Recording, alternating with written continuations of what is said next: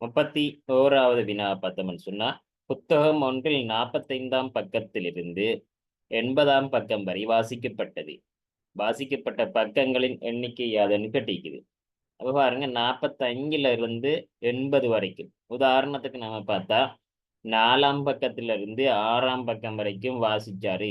4ஆம் பக்கத்துல இருந்து 6ஆம் பக்கம் வரைக்கும் வாசிச்சாரு. இங்க வந்து எத்தனை பக்கம் வாசிச்சிருப்பாரு என்று சொல்லி கேட்டா, இப்ப பாருங்க சில பேர் என்ன சொன்னா 2 பக்கம் என்பாங்க. எப்படின்னு சொன்னா 6ல இருந்து 4 கழிச்சாங்கன்னா 2ன்னு சொல்லி போட்டு. உண்மையாவே 2 வரும் என்று பார்த்தா 4 உண்டு.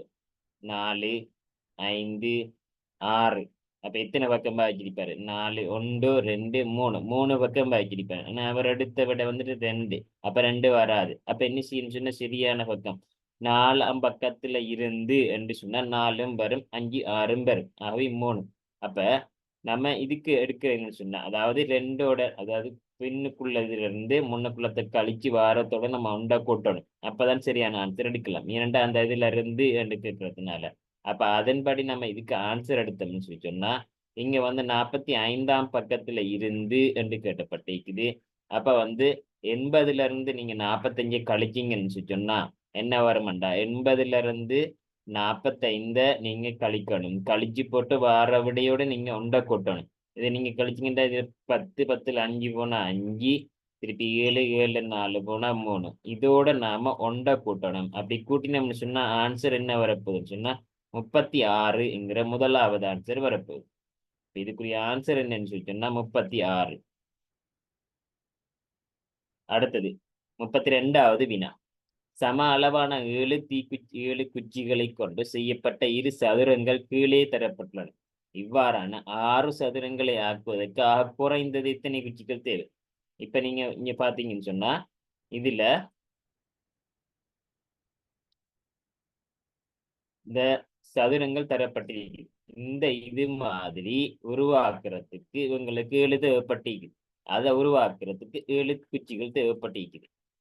இப்ப எப்படி இருக்கு 7ன்னு சொன்னா, இந்த 1, 2, 3, 4, 5, 6, 7 தேவைப்பட்டிருக்கு. அப்ப இது எத்தனை சதுரம் என்று சொல்லி சொன்னா 2 சதுரம், 2 சதுரம். இந்த 1, இது 1, இது 2. 2 சதுரத்தை உருவாக்குறதுக்கு இவருக்கு 7 தேவைப்பட்டிருக்கு. இப்ப இது போல 6 சதுரத்தை உருவாக்குறதுக்கு எத்தனை தேவைன்னுதான் இப்ப நம்ம கேள்வியா இருக்கு. ரைட். அப்ப நாம கீறி பார்ப்போம். 1, 2, 3, 4, 5, 6, 7. அவர் கூறின மாதிரி நமக்கு 7 வந்திருக்குது. சரி, நம்ம 6 சதுரத்தை உருவாக்கணும். இங்க 2, 6 சதுரம். பேக்கின 7 தானே. 8, 9, 10, 11, 12, 13, 14, 15, 16, 17. ஆகவே இங்க 6 சதுரம் படப்பட்டிருக்குது. ஆகவே மொத்தமா தேவையானது வந்து 17 குச்சிகள். ரைட். அடுத்தது 33வது. சரியான ஒழுங்குமுறையில் எழுதப்பட்ட விடையினை தெரிவு செய்க. கிராமம், நகரம், மாகாணம், மாவட்டம். அதாவது இது வந்துட்டு சிறியதிலிருந்து பெருசு வரைக்கும் சரியான ஒழுங்குல எழுதணும். கிராமம் சரி, கிராமங்கள் கூடின நகரம் சரி, கிராமத்தை விட பெருசு நகரம் சரி, நகரத்தை விட பெருசு மாகாணம் இல்ல மாவட்டம் வரும். இது வந்து மாறி கிடைக்கும். இது இங்கால வரணும், இது இங்கால வரணும். இது மாறி கிடைக்கும். ஆகவே ஆன்சர் இது பிள்ளை. 2வது மாகாணம். அது சரி, மாகாணம் கூடினத்திலிருந்து குறைஞ்சதா போட்டிருக்காங்க. அப்படி பார்த்தா மாகாணம். அடுத்தது மாவட்டம். மாவட்டத்துக்கு ஒரு நகரம் மண்டு வரணும். இங்க கிராமம் மண்டி இருக்குது. அப்ப இதுவும் பிள்ளை. அடுத்தது கிராமம், நகரம், மாவட்டம், மாகாணம். 3வது சரியான ஒழுங்குமுறையில் இருக்கு. இலங்கையின் வடக்கு கிழக்கு மாகாணங்களில் இன்று இடியுடன் கூடிய மழை பெய்யக்கூடும். நகரங்களாக அமையக்கூடியவை என்று கேட்டிருக்குது. அப்ப இதுல தரப்பட்டதுல முதலாவது வடக்கு, அடுத்தது கிழக்கு. வடக்கு கிழக்கு மாகாணங்கள். அப்ப இது வந்துட்டு முறையே தானே. ஃபர்ஸ்ட்டுக்கு வடக்கத்தானே சொல்றாங்க. அப்ப வடக்குத்தான் ஃபர்ஸ்ட்டுக்கு வரும். அப்ப இதுல முதலாவது விடை பார்த்தீங்கன்னா யாழ்ப்பாணம். யாழ்ப்பாணம் வடக்கு மாகாணத்துக்குரியதுதான். மட்டக்களப்பு கிழக்கு மாகாணத்துக்குரியது. ஆகவே முதலாவது விட சரியான ஆன்சர். ரெண்டாவது பாத்தீங்கன்னா காலி கம்பாந்தோட்டை, இது ரெண்டும் வந்து தென் மாகாணத்துல வரும். இப்ப இது வந்து வடக்குக்கு சம்பந்தம் இல்லை. அடுத்தது மூணாவது மன்னார். மன்னார் வந்து வடக்குக்கு வரும், ஆனா அனுராதபுரம் வடமத்திக்கு வரும். ஆகவே இது ரெண்டும் வராது. இந்த அடிக்கிறதுக்கு இது வந்தாலும் இது வராது.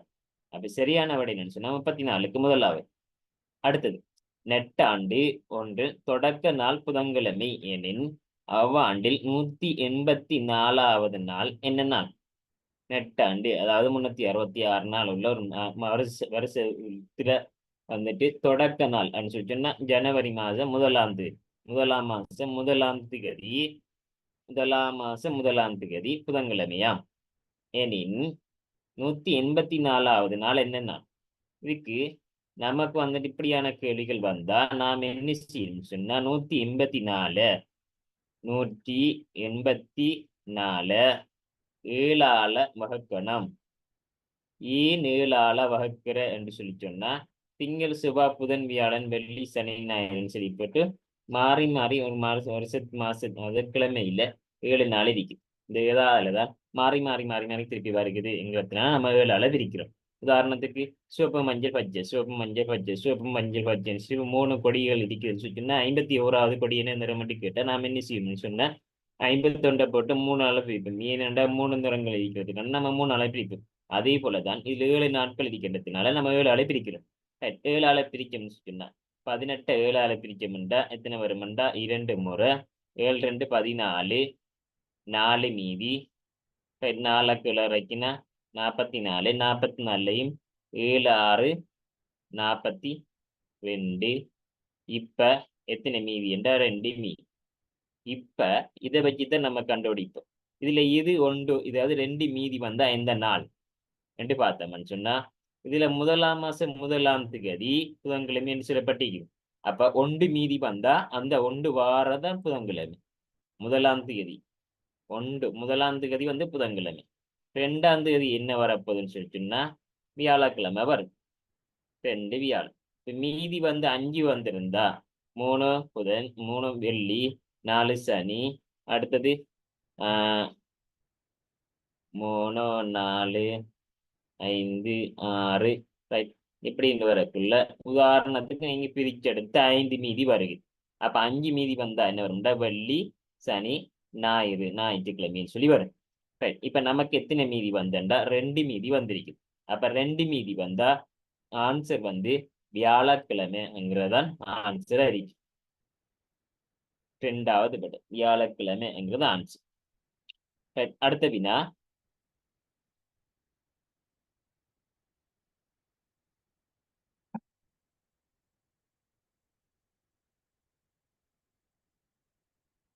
முப்பத்தி 6வது வினா.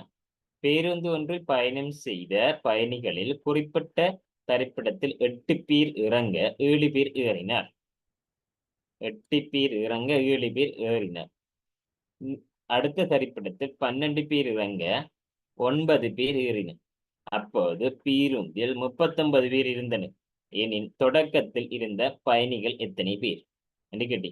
இதுக்கு நாம செய்யறேன்னு லேசா படியை வச்சு செய்யலாம், அல்லது வந்து நெட் எத்தனை பேர் கூடிக்கா அல்லது எத்தனை பேர் குறைஞ்சிருக்கா இந்த டிரான்சாக்ஷன் நடந்ததுக்கு பிறகு, அதாவது ஏறின இறங்கினதுக்கு பிறகு இத்தனை பேர் கூடிக்கா இத்தனை பேர் குறைஞ்சிருக்கா இதை வச்சும் செய்யலாம். நம்ம விடையை வச்சு செய்யறோம்னு சொன்னா ஃபர்ஸ்ட்டுக்கு 38 பேர் ஸ்டார்ட்ல இருந்தாங்க. ஆரம்பத்துல எத்தனை என்னன்னு கேட்டிக்குது. அப்ப ஸ்டார்ட்ல 38 பேர் இருந்தாங்க என்று நாம எடுத்தோம்னு சொல்லி சொன்னா ஃபர்ஸ்ட்டுக்கு 38, கடைசியில எத்தனை வரணும்னு சொன்னா 39 வரணும். அப்படி வருமா என்று பார்க்கணும். அப்ப ஃபர்ஸ்ட்டுக்கு பாருங்க, முதலாவது இருக்கத்துல 8 பேர் இறங்க 7 பேர் ஏறினாங்க அப்படின்னு சொன்னா 8 பேர் ஏற 7 பேர் இறங்கினீங்க அப்படின்னு சொல்லி சொன்னா, அதாவது 8 பேர் இறங்க 8 பேர் குறைய 7 பேர் ஏறி இருக்காங்க அப்படின்னு சொன்னா ஒரு ஆள் தான் 8 போக 7 பேர் ஏறுறாங்க. அப்ப என்ன செய்யுது, ஒரு ஆள் தான் இறங்கிட்டு போகுது. அப்ப ஒரு ஆள் குறையும். சரி அப்படின்னு சொன்னா ஒரு ஆளை நம்ம குறைச்சோம்னு சொன்னா 37 அண்டு ஒரு ஸ்டேஷன்ல வரும். ஒரு ஆள் குறைஞ்சிடும், ஆனா 7 பேர். சரி இப்ப அடுத்த ஸ்டேஷன்ல 12 பேர் இறங்க 3 பேர் ஏறி இருக்காங்க. 12 பேர் இறங்க 12 பேர் குறைஞ்சிட்டு போக 9 பேர் ஏறுறாங்க. அப்ப இதுல நெட் வந்து என்னண்டா 3 பேர் குறைகிறாங்க. அப்ப இதுல இன்னும் 3 குறைச்சோம்னு சொன்னா 34 பேர் கடைசியா இருப்பாங்க. 34 பேர் கடைசியா இருப்பாங்க. ஆனா கடைசியா 39 பேர் என்று சொல்லப்படுது. அதனால முதலாவது விட வராது. சரி, இரண்டாம் விடையை பார்ப்போம். இரண்டாம் விடையை பார்த்தோம்னு சொன்னா 43 இருக்குது. இப்ப என்ன, ஃபர்ஸ்ட் ஸ்டேஷன்ல 8 பேர் இறங்க 7 பேர் ஏறினாங்க என்று சொன்னா ஒரு ஆள் தான் குறையுது. அதே இடத்த 8 பேர் இறங்கக்குள்ள 7 பேர் ஏறுறாங்க. அப்ப இதுல வந்துட்டு ஒரு ஆள் குறையுது. அப்ப 43ல 1 கழிச்சோம்னு சொன்னா 42 வருகுது. திருப்பி என்ன செய்ய போகுதுன்னு சொன்னா அடுத்த ஸ்டேஷன்ல 12 பேர் இறங்க 9 பேர் ஏறுறாங்க. அப்ப 3 குறையும். அப்ப 43ல 3 குறைஞ்சா 39 வரும். கடைசியா இருக்க போறது. ஆகவே என்ன விடைன்னு சொன்னா கடைசியா இது 39 தான் இருக்குது. அப்ப 43 தான் சரியான ஆன்சரா இருக்கு. இது உங்களுக்கு விலங்கல்னு சொல்லி சொன்னா இப்படி நம்ம செய்து பார்க்கலாம்.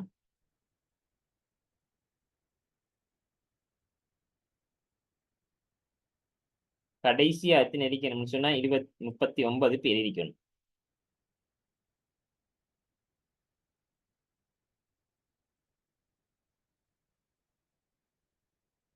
39 பேர் இருக்கணும். இப்ப நீங்க ஒவ்வொரு ஆன்சர் எடுங்க. இந்த ஏறின இறங்குற உங்களுக்கு விலங்கல்னு சொன்னா ரெண்டாவது விடையை போட்டு காட்டுறேன்.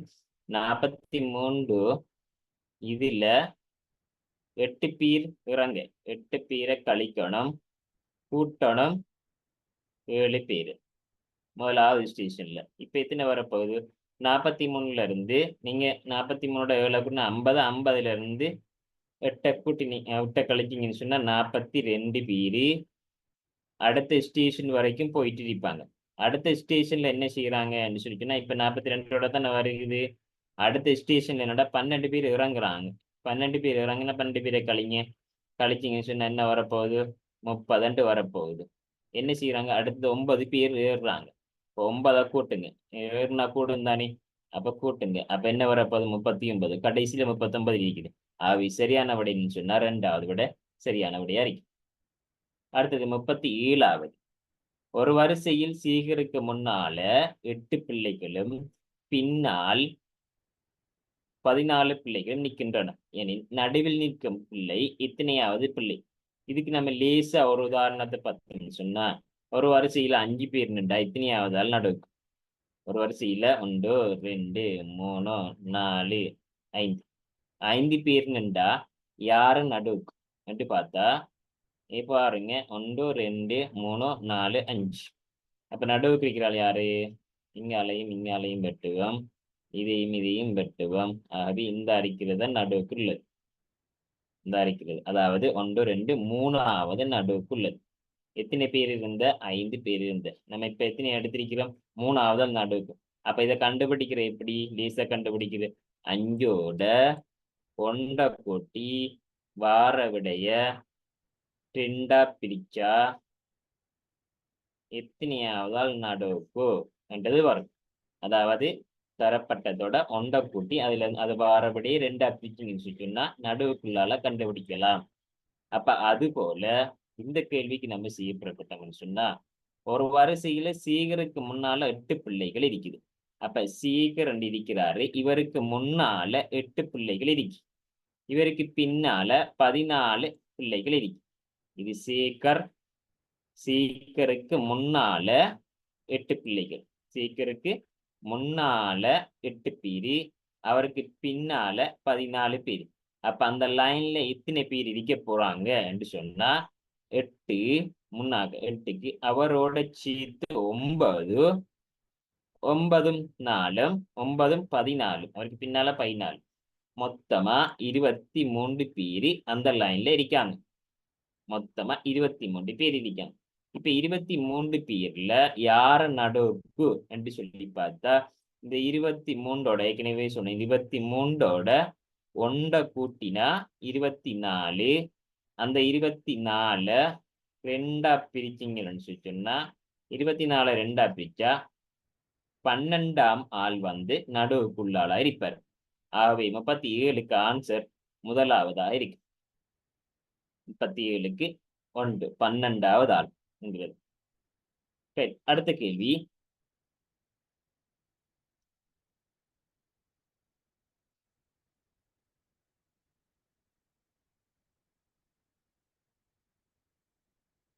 இவ்வருடம் பாலனின் வயது 10, அவனின் சகோதரன் ரூபனின் வயது 13 ஆகும். இந்த வருஷம் பாலண்ட 10 வயசு, ரூபண்ட வயசு 13 வயசு. 5 வருடங்களுக்கு முன் 20 வயதுகளின் கூட்டுத்தொகை. இப்ப பாலண்ட வயசு 5 வருஷத்துக்கு முன்ன என்னவா இருக்க போகுது என்று சொன்னா, இப்ப 10 வயசு. அப்ப 5 வருஷத்துக்கு முன்ன அவர வயசு என்னவா இருந்திருக்கும்? 5 வயசா இருந்திருக்கும். ரூபண்ட வயசு 13. 5 வருஷத்துக்கு முன்ன அவர் என்ன வயசு இருந்திருக்க போகுதுன்னா 8. இவங்க 2 பேரோட வயசின் கூட்டுத்தொகை என்ன? அப்ப 8 5 13 வயசுங்கிறது 2வது விட 5 வருஷத்துக்கு முதல்ல. அடுத்தது 39வது வினா. தரப்பட்டுள்ள 1 தொடக்கம் 6 வரை இலக்கமிடத்துல சதுரமுய்கட்டின் 5 இலக்கத்துக்கு எதிரானது எதிர்ப்பக்கம் எது? இலக்கம் 5க்கு எதிர்ப்பக்கம் என்ன கேட்கிறான்.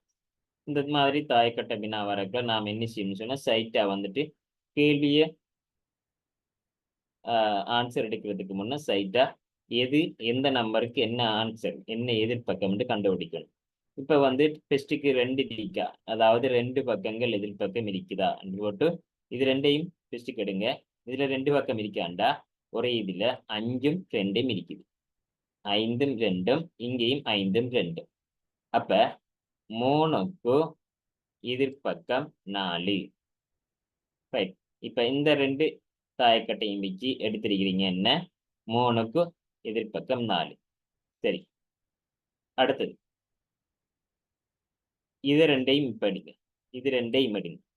இந்த அரைக்கிற 2ஐயும் எடுத்தீங்கன்னா இதுல ஏதாவது 2 பக்கம் இருக்கா என்று பார்த்தா 5ம் 4ம் இருக்குது. இங்கேயும் 5ம் 4ம் இருக்குது. ஆகவே 2க்கு எதிர்ப்பக்கம் என்னன்னு சொன்னா 2க்கு எதிர்ப்பக்கம் 6. ரைட்.